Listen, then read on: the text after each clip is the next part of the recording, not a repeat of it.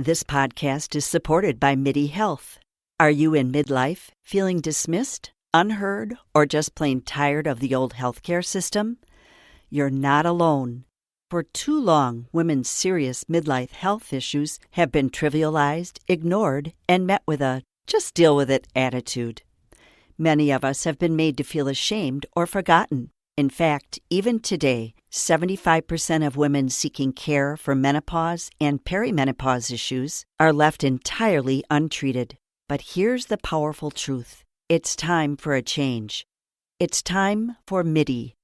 MIDI is not just a healthcare provider. It's a women's telehealth clinic, founded and supported by world-class leaders in women's health. What sets MIDI apart? We are the only women's telehealth brand covered by major insurance companies, making high-quality expert care accessible and affordable. Our clinicians provide one-on-one, face-to-face consultations where they truly listen to your unique needs. We offer a full range of holistic, data-driven solutions, from hormonal therapies and weight loss protocols to lifestyle coaching and preventative health guidance. This isn't one-size-fits-all care. This is care uniquely tailored for you. At MIDI, you will join our patients who feel seen, heard, and prioritized. You will find that our mission is clear: to help all women thrive in midlife, giving them access to the health care they deserve. Because we believe midlife isn't the middle at all. It is the beginning of your second act. Ready to feel your best and write your second act script? Visit joinmidi.com today to book your personalized insurance-covered virtual visit. That's joinmidi.com. MIDI, the care women deserve.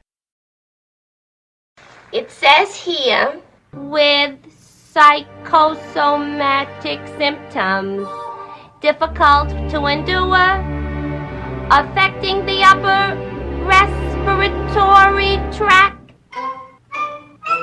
In other words, just from waiting around for that plain little band of gold, a person can develop a cold. Hey everybody, I'm Jay Bullington. And I'm Keith Carsino, and we want to know, Have you seen this one?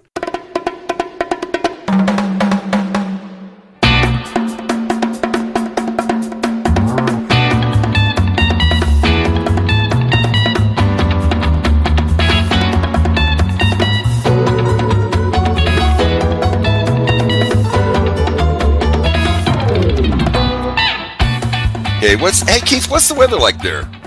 It's beautiful. It's just nice. You know, this that time of year, it's right in between summer and winter. Mm-hmm. There really is no fall or spring here, so it kind of just quickly transitions to the next one, but it's nice. It's nice. We still have beautiful sunsets, but it's not as hot as it was during the height of summer, so yeah. It's nice. Yeah. How about you guys? Are you all having some weird weather there? No, it's really nice. Isn't it, Erin? Yeah, it's cold. Yeah. It's crazy, cold. which, a big cold front came in last night. Yeah. Or late March? We're almost in April. I know. Okay. Welcome to spring in Texas. Hey. Right. Never know what you're going to get. You never know what the hell is going to happen. Having said that, welcome everybody. Welcome Histophiles to episode number 245. I am Jay Bullington. Hey, I'm Keith Carsino. And we have our good friend Erin Casteneda with us. Erin, welcome back. Thank you. We're so glad to have you here, hon. And I'm really excited. We're last time you were on, we found out that you are a big musical fan, because we really have never talked about that much. Right. Oh yeah, I've been to over 25 musicals. Oh my gosh! In London and. Oh wow, that is so cool. Okay. Well, so we are going to be discussing a classic musical today. But until we get there, let's talk about what's new and what's been entertaining us. Erin, what's new with you? Okay, so I have two documentaries that I watched that were really impactful. Okay. One came out in 2023, and it's on Paramount Plus if you have it. It's Born in Synanon. It's a 4-part docuseries. Okay. Cults, my thing as well. I'm really into cults. I'm really into cults. I mean, it's so fascinating to me. Right.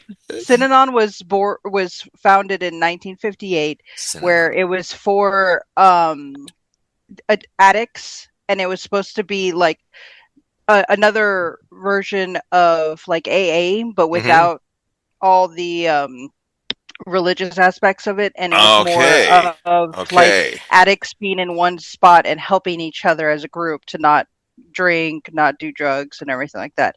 So it started off nice, but then right, it as gets most all cults do. culty into it.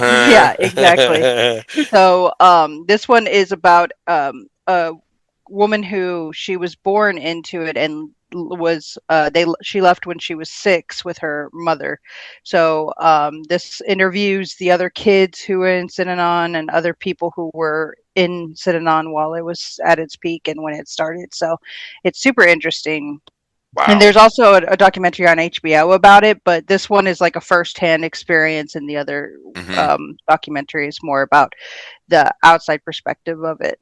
So that one is interesting. Wow. That sounds really interesting. Yeah, it's super interesting. It's on Paramount Plus if you have it. And it's a 4-part documentary. Okay. And the other documentary I just saw is Caterpillar on Netflix. Caterpillar. This No. This is where the animal came in. I was looking up chameleon, but no, it's caterpillar. You're animal and it starts with a C. So Caterpillar is about people who want to change their eye color. And so they go to India and they pick these eye colors like green or this blue, like, and it's a surgery where they go in and they put in like this contact lens thing in your eye. God. And are they like actually changing like the color of the iris itself, or just It's like a contact. It's like an internal contact. It's like a permanent contact. Oh yeah. God. So I just it's like wear a contact lens. Yeah. Right. Yeah. Right? Yeah. So this is like a new thing that's like going on. So this is a documentary about a guy who wants to have this done and goes through it and like what happens after. So it's about like a 2-hour long documentary. Super interesting. Interesting. It sounds more scary than some of the horror movies I've watched. They show the procedure happening. Wow. They show like in the waiting room, and I mean, it's you have to go to India for it. But I mean, man, I'm sorry. I just can't imagine. Yeah, this isn't like, oh, my waist is too big, or this, or my breasts are sagging. Or no, this is like. Right. Yeah. I'm not happy with the color. This is like, I want to change the shape of my head. Will you go in and put in a new skull? I mean, that's so weird. Yeah, it's crazy, but I mean, that's but I mean, they have like other people who have had other procedures like plastic surgery, and this is just another thing. There's just another step in their journey. But there's like doctors that are like, we'll do that though. They will. These idiots want this, so I'll make money off of them. But I mean, you have to either go to like Morocco or India, which they're not going to do it red here. red flag. Yeah, but, hello. Yeah, because it's not FDA approved. But, of course not.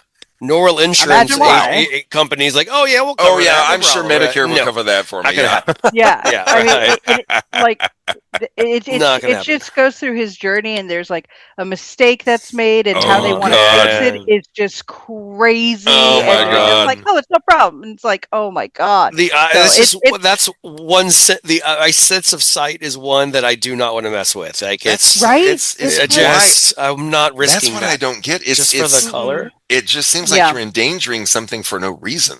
Exactly. And you really want to change your eye color that badly? Right. Wow. Mm-hmm. Yeah, I have to check this out. This sounds it's super interesting. They just came on, I think, Friday. Like it just okay, brand new. Okay. Yeah. Cool. Okay. Interesting. Cool. Yeah. Super interesting. Cool. Okay. Well, Keith, what's new with you?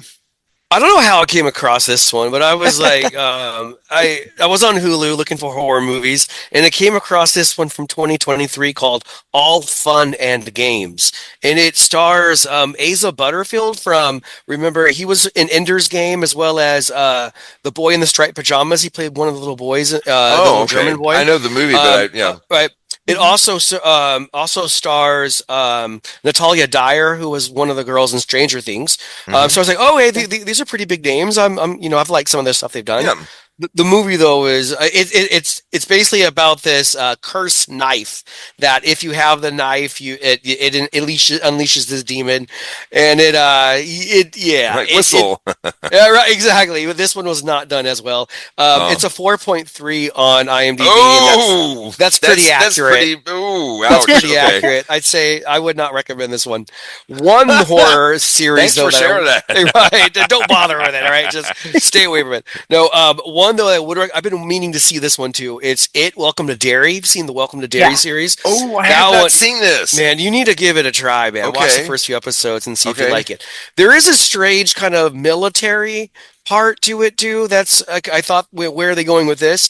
But they're really trying to uncover or like try to contain the monster itself. And I'm 2 episodes away from the end, but so far, like, I'm all in on this. I'm really enjoying it, and it kind of gives you some background as to how the monster was derived, and so it's pretty cool. Oh wow! It's good Okay, stuff. Yeah. Well, I'm not surprised that it's good because all that of course, stuff is so all fun. of them. I know, and like all of the just the way they portray the monster of the clown and stuff, and the way that he can shapeshift and things too. It's really neat. Yeah, it's the first 2 episodes are a little like you got to push through. Yeah, really? And then it picks up. Yeah, it kind of picks up. Well, because it's like kind of does a lot of the backstory stuff. Yeah, so it's not like scary right off the bat. I will say that the opening and ending scene of the first episode will it'll keep you in. Yeah, okay. It's like, whoa, okay. But the actual clown itself, I felt like it kind of was missing there for a bit, but it does come into play later. Okay. So I do definitely enjoy that one. There's this other one that I saw. This one is on Netflix. It's from 2023. It's called Beef. It's a limited series. I think it's only like 8 to 10. Oh, you heard of it? Yeah. It's with Stephen Yeun from The Walking Dead. Yeah. And of course the great comedian Ali Wong. And oh my gosh, this one is so good, right? I've seen it. It's really good. Oh, you've seen it. Yeah, I really enjoy this. Where that's I think I talked about it on here a long time ago. Yeah, right. Well, Liza's like, let's watch it. I was like, I remember hearing a little bit about it from you. I was like, okay, let's give it a try. Fun. It's a lot of fun. Every episode is really fun.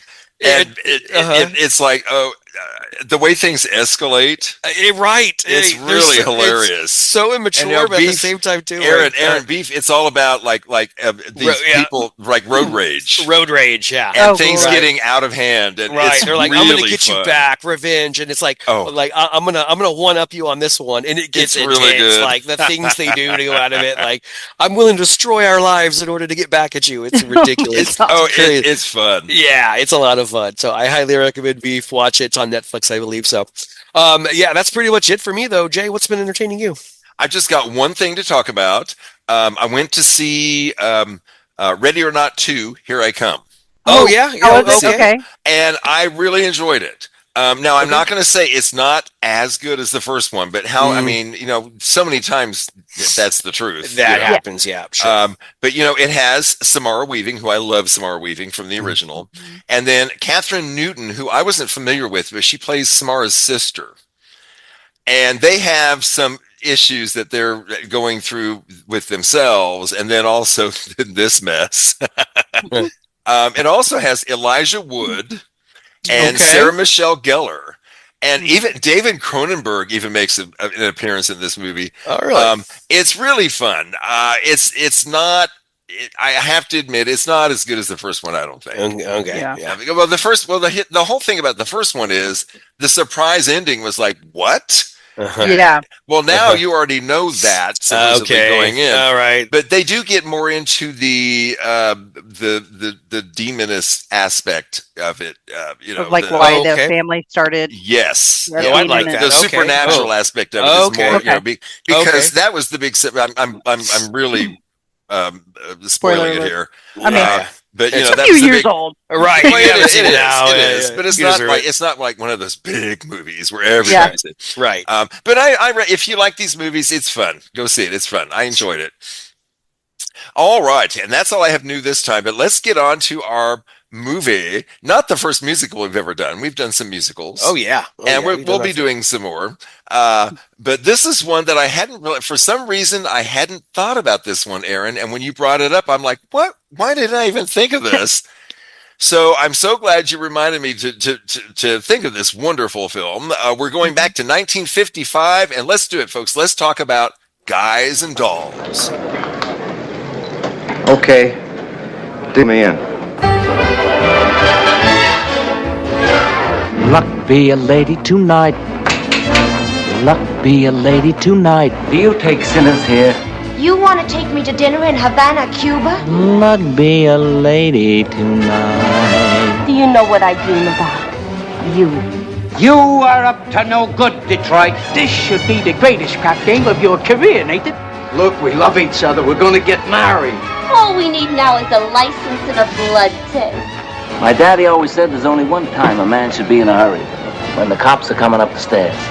I'm prepared to believe that you're the biggest sinner I've ever met in my life. Nathan, why can't we elope? I have to go to a prayer meeting. Now, when it comes to sinners, no sewer in the world could provide such a congregation.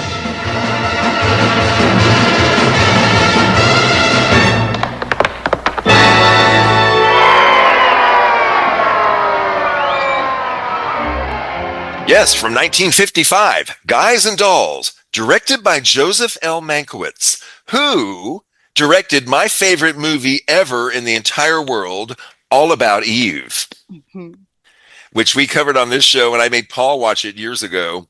You made me watch it too, and I liked it. Paul, not so much. Paul didn't like it as much. But Yeah. All About Eve, I think, is just the dialogue is just unbelievable. Right. Well, here's the thing: Joseph L. Mankiewicz, famous for doing dramas, and also did some comedies.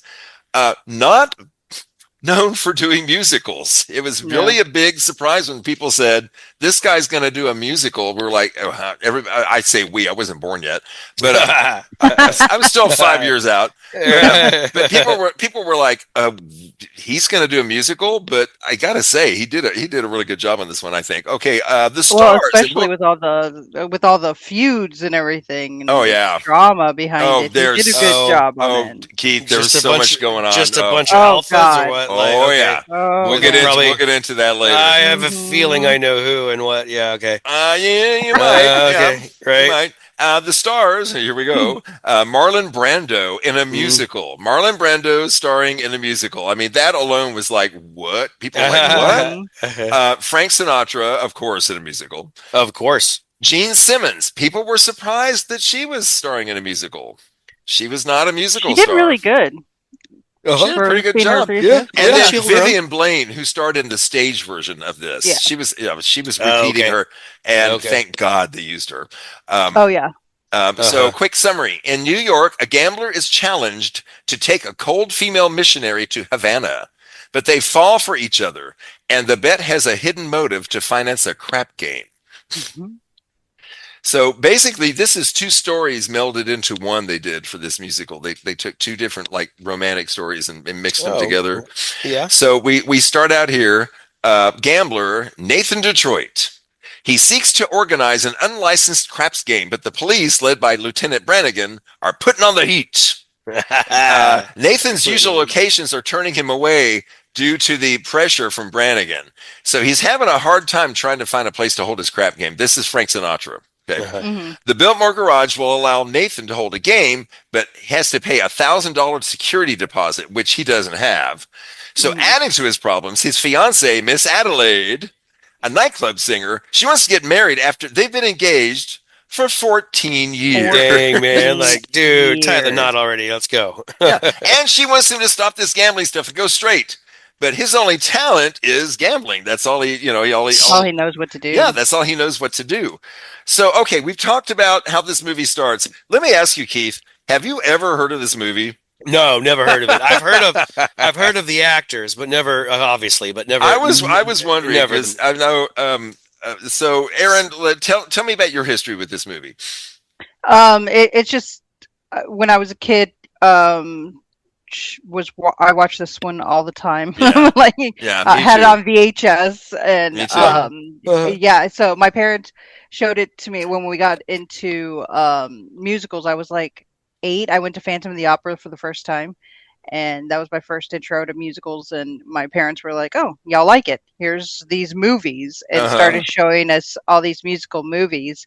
And I had heard of Guys and Dolls because they won the Tony in 1951, the music production, and so when they made this movie, my mom and dad obviously had seen it and stuff, and so they were like, "Oh, well, you like the music production? Watch this movie." Yeah. And so it was, it was the first one that was more jivey and set in the 20s mobster and stuff. I mean, the choreography in it was very Michael Kidd told me Michael he's the one who Kidd is did an incredible Seven choreographer. Brides for Seven Brothers. He also later did Hello Dolly.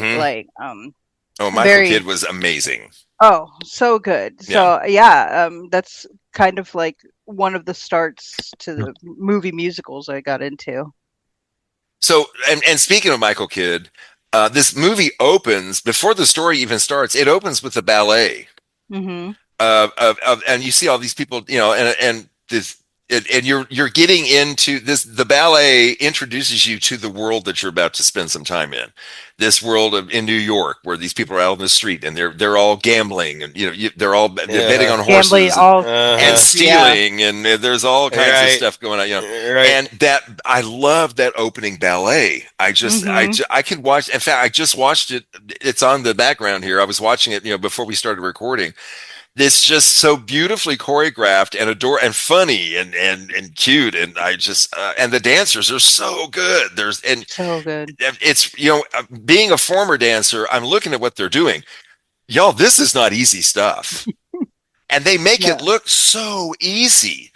They make it look like they're just like light on their feet. Yeah, so much. Like the movements that they do. I could watch that opening number over and over and over again. It just I have. Okay, so we talked about Nathan. Nathan spots an old acquaintance, Sky Masterson, and that is of course Brando. He's a gambler he's willing to bet on virtually anything and for any high amount. He's ready to do it. He's ready to go. So to get the $1,000 security deposit, Nathan bets Sky that he cannot take a girl of Nathan's choosing to dinner in Havana, Cuba. So that's the bet. And also the cheesecake scene. Oh, yes. Oh, God, the cheesecake scene. So, when Frank Sinatra's eating the cheesecake, well, he famously hates cheesecake. Hates it. And why would they have him eat cheesecake then? Couldn't go on chocolate? It's in the script. Set in New York. It's set in New York, so you got New York cheesecake. It's got to be cheesecake. Okay. Yeah. So, and I don't know if they did chocolate cheesecake back then, to be honest with you. In the 50s, I don't know if they did it. No. Right? It's just classic New York. And so they Brando and Sinatra had a big feud. Oh, and so, yes. Huge feud. And Brando messed up his line so many times that on Frank purpose. Sinatra had to eat like 8 slices. Dick, what a dick. He did it on purpose. On purpose. But also, Frank Sinatra was a shit too. I mean, let's just say he was such an asshole. He was very talented, but he was a very talented asshole. But he started yes, talented asshole. Now I got to say this. I'm going to say it right now. Frank Sinatra should have been Sky Masterson. Yeah. Brando's?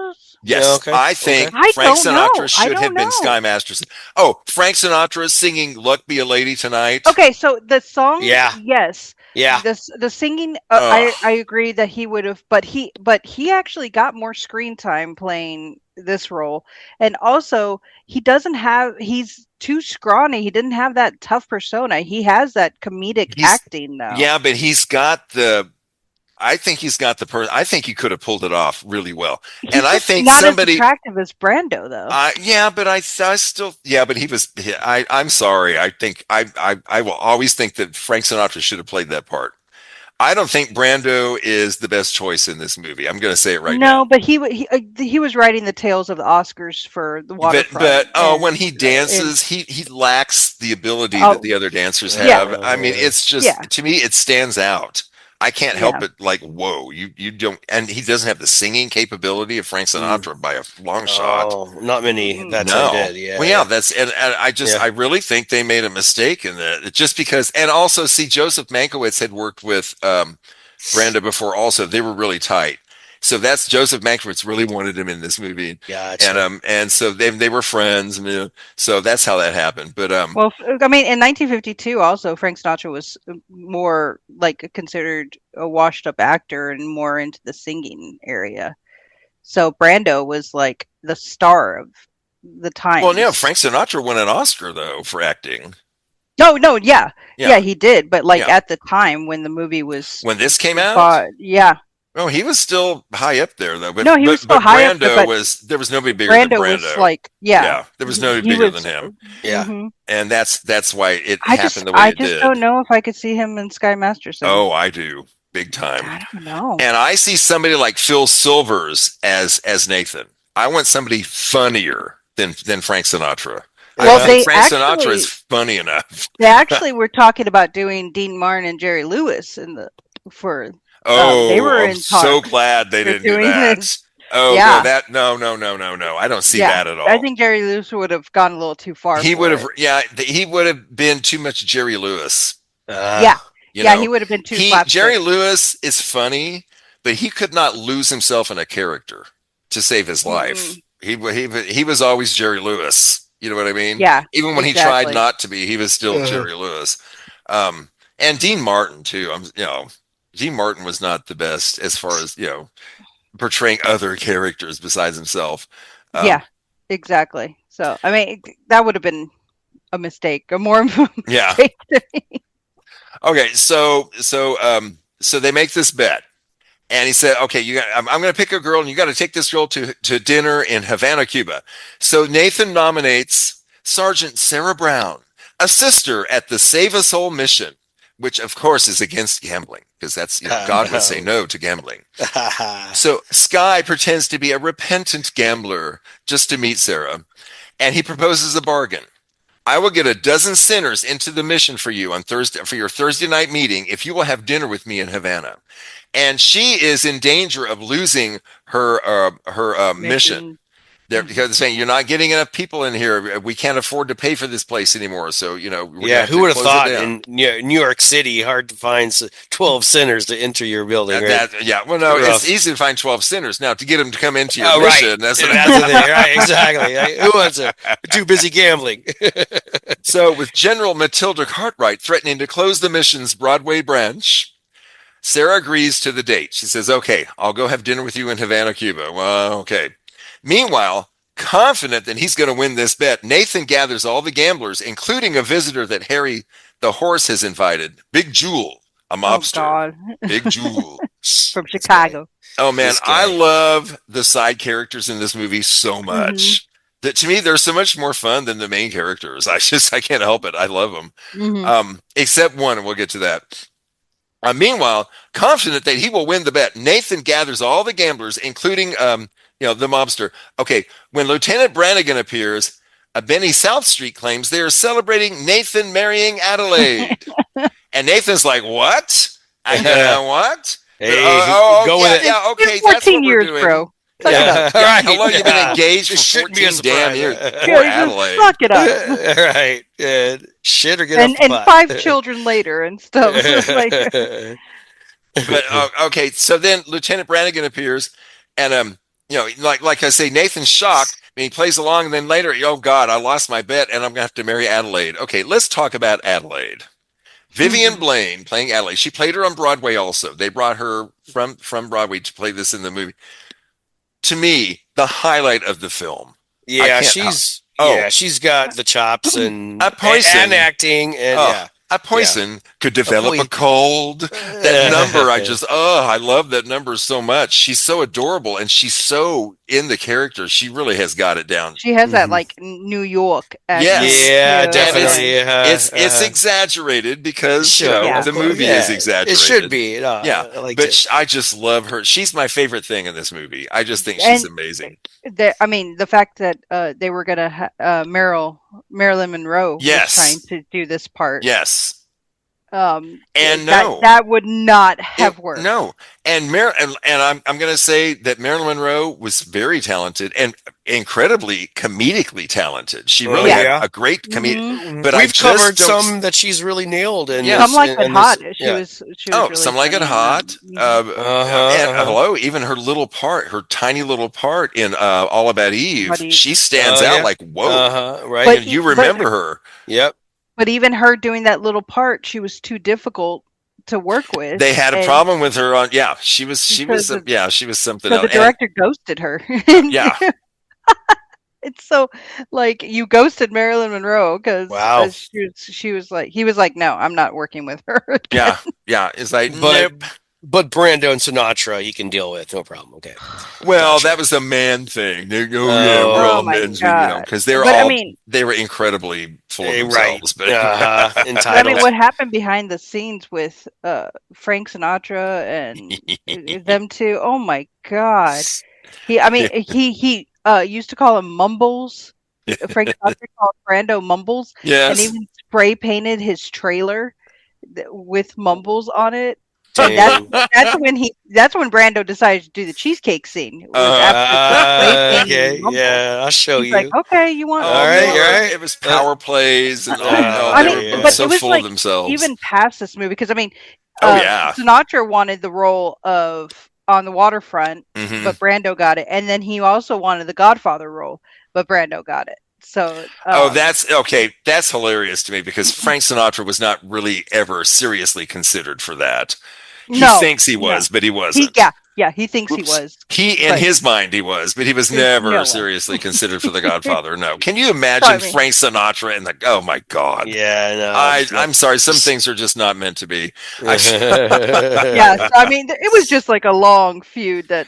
Oh, and when Frank Sinatra was full of grudges, and he was terrible about this kind of stuff. He was so full of himself. Just amazing. Okay, so over the course of their stay in Cuba, Sky and Sarah, they start to fall in love.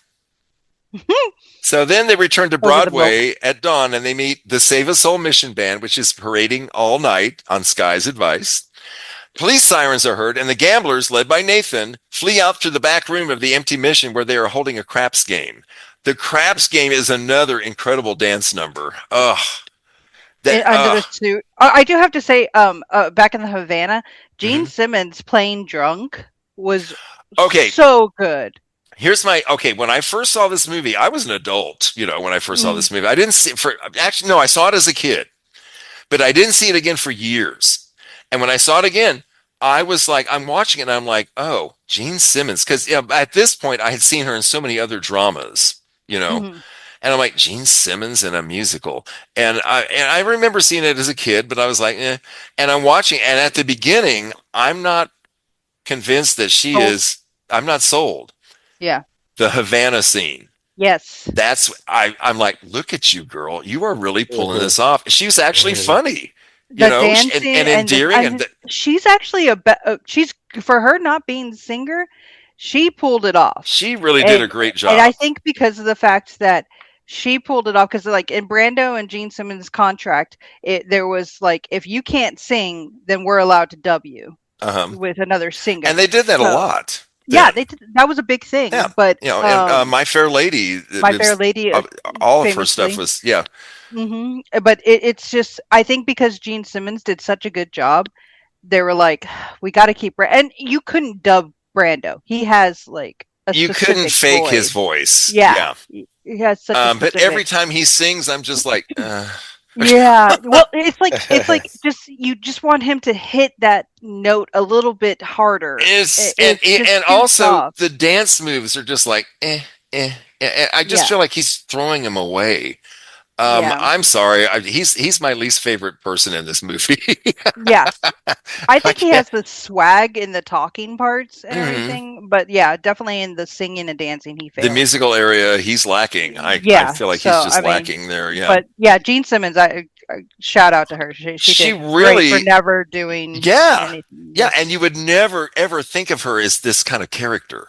You know, if Keith, if you like had been watching her in all these dramas and things, you would never think of her like what? Oh, you know? Really? I thought. And so it was really eye opening to people to see her do this. Yeah, it was really fun. So yeah, I thought she did great in the Havana scenes, especially. Yeah, I agree. It was wonderful. Okay, the police arrive too late to make any arrests. But Lieutenant Brannigan finds Sarah and the other Save a Soul members being absent unlikely to be a coincidence. And I think Sky is up behind this. I think Sky, she equally thinks Sky probably had something to do with that crap game at the mission. So she takes her leave of him and she's like, nope, you can deny it all you want. I don't believe you. Bye. So Sky still has to make good on his arrangement with Sarah to provide sinners to the mission. So Sarah would rather forget the whole thing. She's like, she's goodbye. Like, consider it good. We're good. We're good. Goodbye. See ya. But Uncle Arvid Abernathy warns Sky that if you don't make that marker good, I'm going to buzz it all over town that you're a welcher. And that is evil. Okay. There's something else that I really love the gangster talk in this movie. Erin, have you noticed that they don't use contractions? Yes, that was a big like I cannot and do not. I do not think I will want to do that, and it is not going to be in your. Am I making myself clear? Because I am trying to make myself clear. Yeah, I really loved that. It's so funny. It's funny, and I mean, 1920s. I always think of like more proper speech than we speak now. You say 1920s, but when it was set, when it was on stage, it was set in the 20s, but in the movie, they said it in the 50s. Yeah. Because the clothing is so 50s, it's just. And they did that. I love the vibrant colors. I love it. I love the costumes. I love it, and also Keith. I don't know if you realize even the scenes with the cars in the street. That's all filmed on a soundstage in a building. Wow. That is all indoors. Okay. Wow. Isn't that something? I mean, think about how huge that is with the cars running around and everything. That's all in a building. It's all a soundstage. It really felt like you were, like some parts were in Times Square. You thought you were, they really put it together. You also feel like you're in a stage musical kind of, because everything, the colors and the background of the sets, everything's so cartoony almost. It's like, and I mean, those cars back then were not in the 50s were not small. They were not small, honey. It has to big be body, right? They're huge, right? And the way they choreographed him, that guy is like reading his newspaper. He's reading about the races, whatever. But he's walking in the middle of the street, and the cars are all around him, and it's amazing how they choreographed all that. I think that's fascinating. Okay, so Nathan has continued the crap game in the sewer. And with his revolver visible in its shoulder holster, Big Jewel, who has lost all of his money, forces Nathan to play against him while he cheats and he cleans Nathan out. Why would he let him? Why would he let him use his own dice that have no numbers on it? Like you're just I win again. And noticed he called himself the winner before the dice even stopped moving. Oh yeah, like come on, man. And he even threw down more money. He's like, all right. Here's the rest of my money. You won. Like, no question. No one's gonna raise. Come on, man. That scene was like, oh my god. And then the rest of them, he's like, and now I'll bet the rest of you, and all of them are like, no, we're You're not. Right. Yeah, absolutely not. Like, we know where this is going. Why couldn't you say that? No. It's really that's silly. So Sky enters and he knocks Big Jewel down and removes his pistol. And Sky, who has been stung and devastated by Sarah's rejection, just devastated, he lies to Nathan that he lost the bet about taking her to Havana, and he pays Nathan the $1,000. Oh, he's shown he's a nice guy underneath. So he's Nathan really tells. In love. Oh yes, it must be real. It must be true. So Nathan tells Big Jewel he now has the money to play him again. But Harry the horse says Big Jewel cannot play without cheating because he cannot make a pass to save his soul. So Sky overhears this, and the phrasing inspires him to make a bet. I will roll the dice, he says, and if I lose, I will give all the other gamblers $1,000 each. But if I win, they all have to go to the prayer meeting at the mission. So the mission is almost closing. They're like, okay, we're going to shut you down. And then the gamblers show up. They fill up the room. Sky wins the bet. They confess their sins, though they don't have much repentance. They're not really they're not very sorry. But like, we just have to talk about our sins. We don't have to they're like, oh yeah, I did that. I did that. So nicely Johnson. That's Stubby K, the actor, and I love him. I love this song. Oh, stop! Rocking the boat. I love it, man. Oh, he's so good. So good. So he talks about the dream he had. And it has a connection to the mission's aim, and this seems to satisfy everybody. They feel good, but that number is adorable. He is so cute in that number. He is. I love him in the right after the opening ballet where they go into Can Do. Yes, they can. He's so cute in that too. He really stands out in this movie. Yeah, he does. Yeah, he does. Yeah, and I've seen him in other things, but this is the movie I remember him for. Mm-hmm. He really shines there. Mm-hmm. Yeah. When Nathan tells Sarah that the Sky lost the Cuba bet, which she knows he won, right? She hurries off to make up with him. She says, "Oh no! Oh, he did this for me." She knows. So she runs off, and then eventually there's a double wedding in Times Square, which is so like. Okay, so you had a great night with her drunk in Havana. But are you gonna like connect with her outside of that? I know, she's right? Still part of the mission, and you're still a gambler. Right. But yet he's ready to marry her after relationship destined for doom. But yeah, who knows?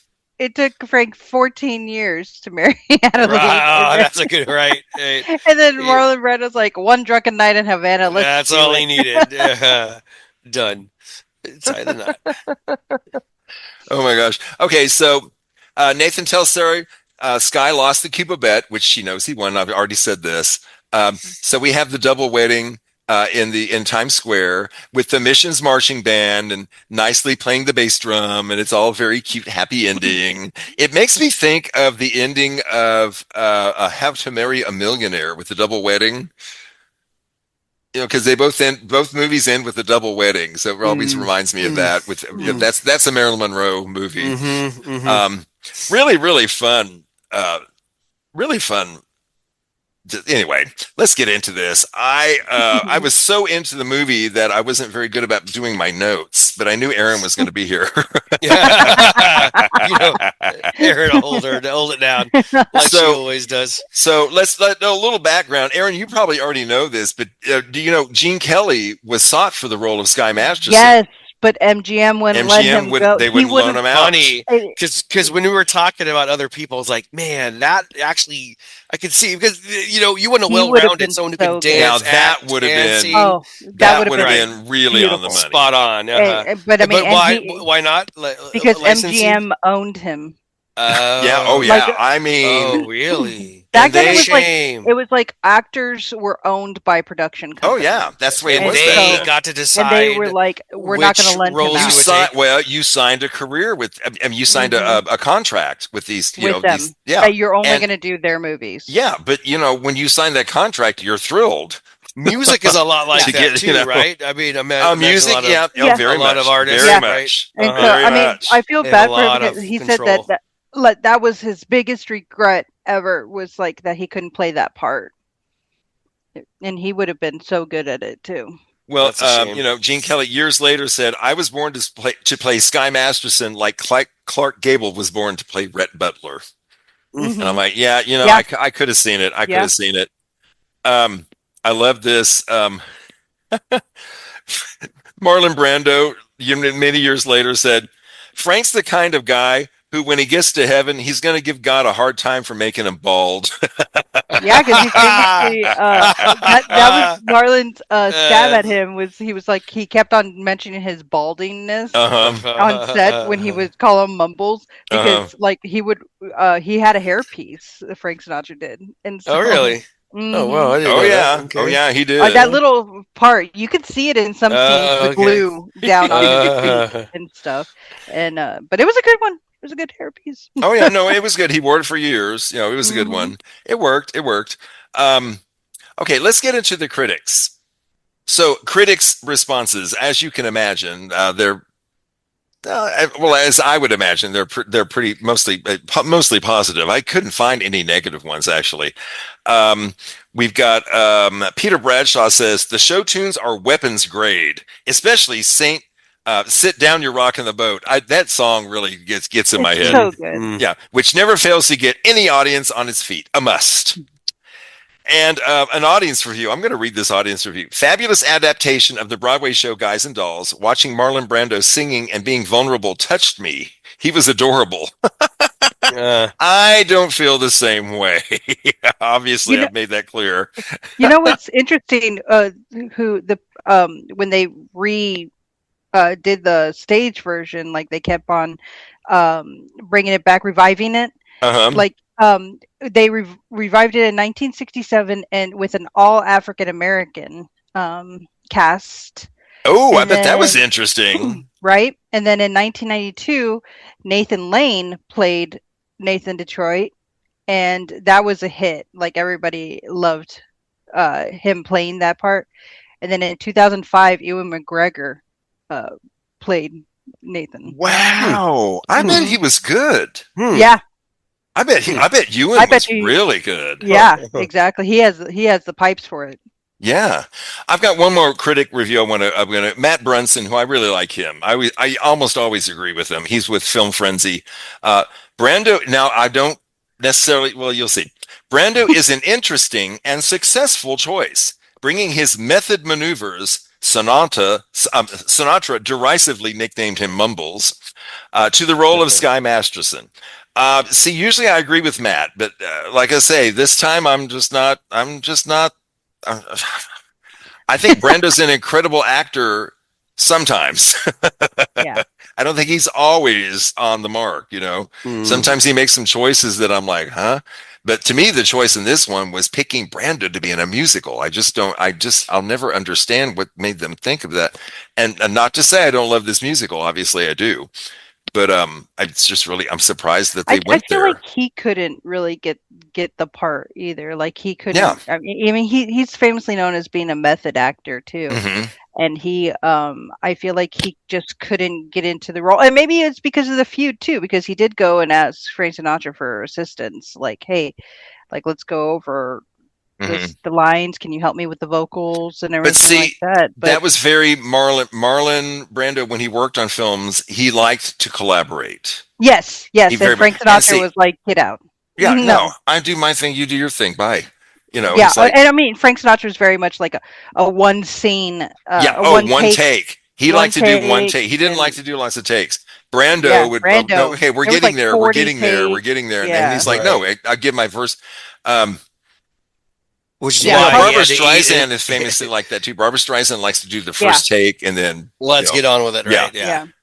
Even as a director, she likes to do that, which that could be frustrating. I would imagine as an actor. Right. Okay. Scores. IMDb. I'm 7.1, which is kind of low for this. I would think. Anyway, Rotten Tomatoes tomato meter 91%. Yes, and popcorn meter 83%, not as high, but still really good. Okay. Yeah, really good. Erin, I know you love this movie. So Keith, here we go. What did you think? What'd you think? Right. What's the outcome here? For a musical, there are some songs I'm like, I actually really liked the songs. I thought the performances were done really well. I love the acting. I thought they should have given Sinatra a little more, a few more songs. I thought they didn't utilize him as much as they should. And he's got the chops. He's got that sound that they should have really focused more on him. I thought, and I actually thought that Brando did a pretty good job. He's a really good looking guy. I thought, both of them are. I thought I don't think Frank Sinatra's good looking, but that's just me. No, maybe not good looking, but I think his voice carries it, right? Yeah, right. I really love Gene Simmons. She's like all. And then of course Vivian Blaine for Adelaide. I mean, perfect right there. You can tell. Could develop a cold. Just loved watching her. But I thought it was a little long, 2.5 hours. It felt like it was dragging on at some points. I get it. I have a hard time recommending it just because I don't think I have the same background and understanding of some of those things that you guys have because you've seen so many musicals, and so this one was it was just a little long. It was a little. I can see that, and I was thinking that during certain parts of it, I was thinking, I wonder how right. Right. Yeah. Well, but I did make it. Yeah. They added 3 songs to it. They did. Really? Okay. They extended it. Yeah. Yeah. But honestly, like I said, I like the songs and the dance numbers were done really well. I really enjoyed Michael that Kidd's choreography is stellar. Right. I could watch those again and again. I thought they were done really well. Cool. But I just think it was a little long, and the story itself, I didn't think it with the story it didn't have to be that long. But I did like that there was like 2 different love stories all rolled into one. I thought that was pretty neat and well done. Yeah. So decent. Yeah. Okay. Yeah. Okay. I'm glad to hear that you enjoyed parts of it. Didn't fall in love with it, but I did like it. Okay, it was okay. Okay. I'll leave it at that. All righty. We'll take it. All right. We'll take it. We'll take it. You didn't hate it. We'll take it. I did not hate it. That's safe to say. Yeah. Okay. Well, friends, you can find us on Facebook and Instagram and X. You can find the podcast on Apple, Spotify, Amazon Prime, on YouTube, wherever you get your podcasts, you can find us there. And wherever you find your podcast, please subscribe to us and leave a rating. We'd appreciate it very much. Okay. We are going in a way different direction for next time, Keith. Okay. We are moving from 1955 up to 1982. Okay. And I can't wait to see what you think about this, man. The movie we will be discussing is Querelle. Directed by Rainier Werner Fassbinder. And joining us will be our friend James Huddleston. James is going to join us. Yeah. Sweet. Okay. He's the one who brought this movie up, and I was like, James, would you come? And he's like, oh, hell yeah, I'll come on and talk about that movie. Never. So I'm really excited. Okay. Really excited. Never heard of it. So I know you've never heard of this. this. Going in cold. Okay. And I'm going to tell you right now, we're going into queer cinema. Oh, yeah, that's we cool. are going. Okay. Querelle is queer. I mean, that's cool. Queer. I mean, it's queer, baby. Oh yeah. I love it. It's queer. All right. Well, let's thank our good friend Erin Casteneda. Erin. Yes, thank you so much for having me, and I Pleasure's cannot wait ours. to talk about more musicals. Oh, we are. Honey, we've got our list. Erin and I have already talked about some. It's okay to go back to 70s horror too from time to time. Okay, yes, I'm cool with that. Yeah. Oh yeah. We never get tired of that. On that one too. You know what? But I'd like to open up my musical kind of back. I'd like to, I don't know, get to know a few more musicals. So that's cool. We have some very, very different ones coming on our list that we've talked about. Yeah, I'm really excited about that. I will remain open-minded. Okay. Sounds good. Love that. It's gonna be fun. It's gonna be fun. All right. Looking forward to it. Well, Erin, thanks again for joining us. We'll look forward to seeing you again. And until next time, folks, I'm Jay Bullington. And I'm Keith Carsino. And y'all keep watching movies.